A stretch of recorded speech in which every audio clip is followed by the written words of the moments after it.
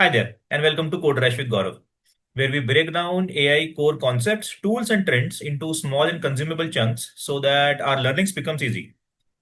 This video is about analogy of a fact that we have been learning as a software craftsmen, engineers, architects, or project managers since a long time about a very special interview question, which is very popular.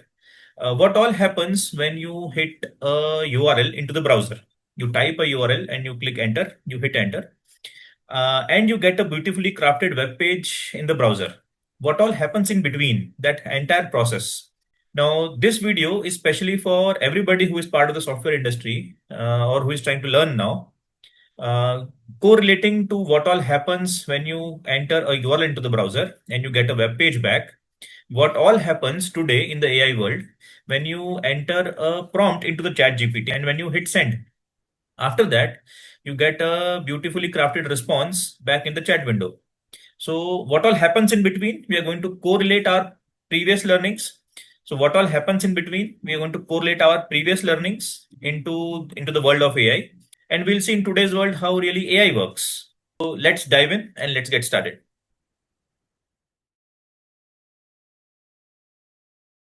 If you've ever prepared for a software engineering interview, you already know the ultimate classic question. What happens when you type a URL into a browser and press enter? You start talking about DNS resolution, TCP handshakes, TLS negotiation, HTTP requests, parsing HTML, building the document tree, layout, painting, and scripting. It's the gold standard for proving you understand how the web works. But we are living in the era of generative AI. You type a prompt into ChatGPT, hit enter, and a few seconds later, a beautifully structured answer appears. Feels simple, right? But under the hood, this is just as complex. And honestly, just as fascinating as what happens when you hit a URL in your browser. Today, the new ultimate technical interview question is, what happens when you submit a prompt to a chat app like ChatGPT or Claude? What happens between your browser sending that string of text and a cluster of multi-billion-dollar GPUs thousands of miles away streaming back a highly intelligent context-aware response token by token? It turns out there's a massive, incredibly complex, and beautiful distributed systems architecture hidden right behind that simple input box. Today, we are going to dissect the entire prompt lifecycle, from the front-end client down to the silicon layers of the AI data center. Let's dive in. The familiar analogy. Let's quickly revisit something every developer learns. What happens when you enter google.com in your browser? DNS resolves the domain to an IP. A connection is established, TCP plus TLS. The browser sends an HTTP request. The server processes it. A response comes back. The browser parses HTML, builds the document and CSS tree, runs JS, paints pixels. And if you expand it on the backend, the request goes through load balancers, hits services that may get data from databases to generate the response. Now here's the key idea. A prompt to an LLM is just like a request to a distributed AI system. But instead of returning HTML, it returns intelligence generated token by token. Let's walk through that pipeline. Step 1. Input capture and preprocessing. When you hit send, your input is captured by the client web mobile app. Metadata is attached. User ID, session history, model selection, GPT-4, Claude, etc. Safety flags, rate limits, quotas are taken care of. Then comes preprocessing. Trimming long histories. Formatting messages into a structured prompt. Injecting system prompts, hidden instructions like you are a helpful assistant. You are not sending just your message. You are sending a carefully constructed prompt package. Think of this like the browser preparing headers and request payload. Step 2. API Gateway and Authentication. Your request now hits the provider's backend, OpenAI, Anthropic, etc. First stop. API Gateway.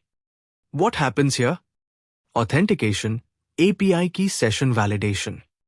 Rate limiting. Logging and tracing. Request normalization. This is similar to how your HTTP request hits a load balancer or reverse proxy. At this stage, the system decides, is this request valid, allowed, and safe to process? Step 3. Prompt classification and routing. Now things get interesting. Before your prompt even reaches an LLM, it may go through multiple classifiers. These are smaller models or rules that decide. What type of request is this? Coding? Chat? Image generation? Unsafe content? Which model should handle it? Fast, cheap model? High quality, expensive model? Specialized reasoning model? This is called model routing. If your prompt is, write a Python script, it may go to a code-optimized model. If it's, explain quantum mechanics, it may go to a larger reasoning model. Some systems even do dynamic routing. Start with a small model, escalate to a bigger one if needed. This is very similar to microservice routing in backend systems. Step 4. Context assembly. Now the system builds the actual input for the LLM. This includes your current prompt, conversation history, system instructions, retrieved external knowledge if RAG is used. If your query needs fresh or private data, the system queries a vector database, finds relevant documents, injects them into the prompt. So your final prompt might look like, System, you are an expert assistant. Context, here are relevant documents. User, my question. This is like assembling the final SQL query before execution. Step 5. Tokenization. Before the LLM can process your prompt, it must convert text into tokens. Tokens are not words, they're chunks. Example, ChatGPT is awesome. Might become a broken down version like this. Each token is mapped to a number. Why this matters? Cost is per token. Latency depends on token count. Context window is limited by tokens. So yes, your prompt is literally turned into a sequence of integers. Step 6. The LLM inference engine. Now we reach the core, the model. Your tokens are fed into a massive neural network. What happens inside? At a high level, the model processes tokens through transformer layers. It predicts the next token based on probability. It is very important to know that the model does not know the answer. It predicts the most likely next token. This happens repeatedly. Token 1 predict token 2. Token 2 predict token 3. This is called autoregressive generation. In terms of infrastructure, the model runs on GPUs or TPUs, uses optimized serving engines, VLLM, TensorRT, etc. Handles batching across multiple users. This is like a highly optimized compute cluster executing your request. Step 7. Decoding and sampling. The model doesn't always pick the highest probability token.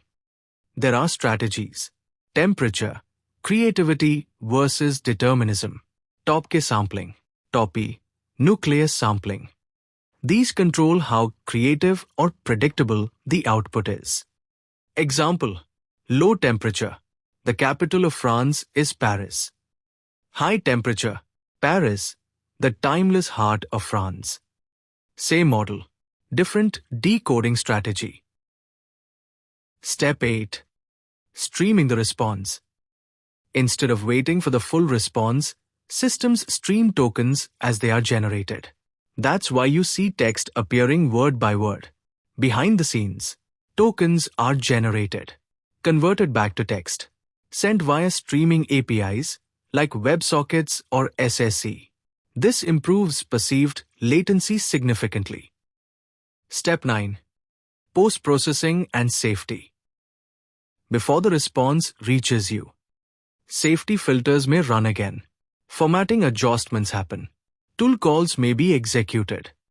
Example, if the model decides, call weather API, the system executes it, injects result back, continues generation.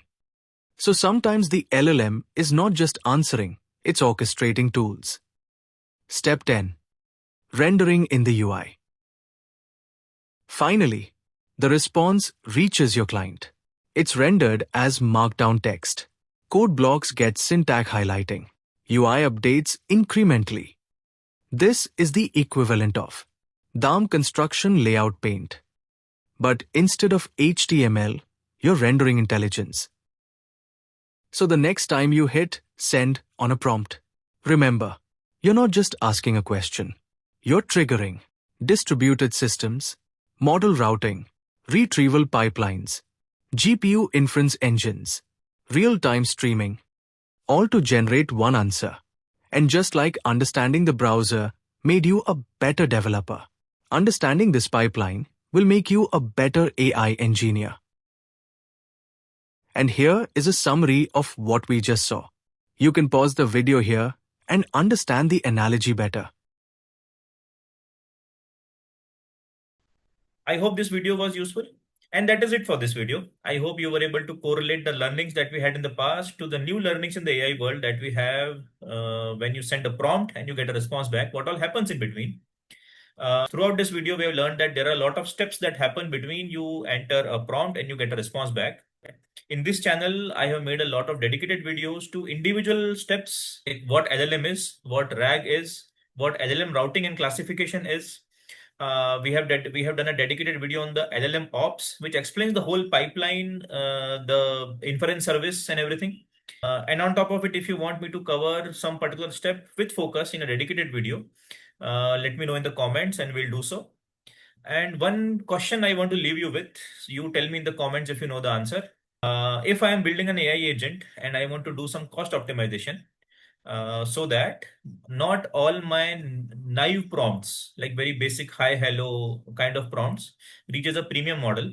I want to route them to a low and cheap model, and all my reasoning and complex tasks should reach my premium model so that I can optimize on the models and the API cost that I'm going to spend on for the large language models.